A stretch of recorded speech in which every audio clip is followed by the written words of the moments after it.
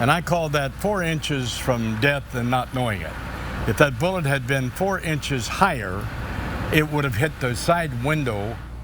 New questions are being raised about an officer-involved shooting that happened outside of the Harbor Police headquarters in April, which included a stray bullet striking a passing SUV.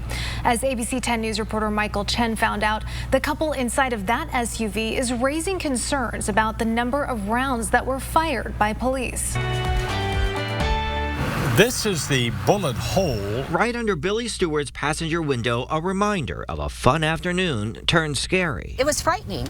It was very frightening. On April 10th, Billy and Robin Stewart celebrated their 44th anniversary with lunch on the waterfront. They had just left the restaurant, and as they turned right onto busy North Harbor Drive, 1, 2, 3, bomb, bomb, bomb. the sound of gunshots, one of them striking their SUV. Felt the impact of the bullet hit the car, and that's when I yelled, "We've been hit." About 100 feet away, right in front of Harbor Police headquarters, a hail of gunfire. Police body cam shows a man in a car pointing a gun at an officer before the officer begins firing.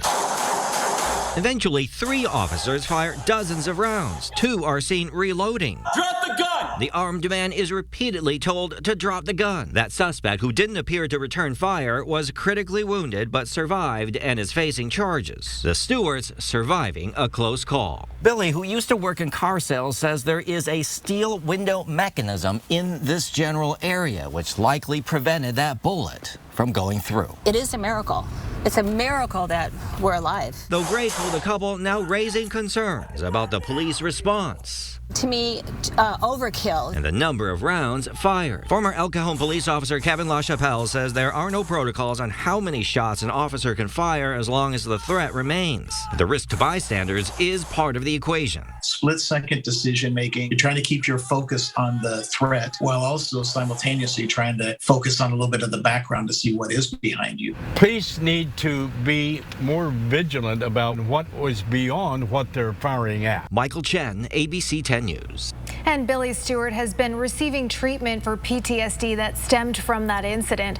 Harbor Police declined to comment, citing an ongoing investigation being handled by San Diego Police. When that ends, there will be an internal investigation by the Harbor Police.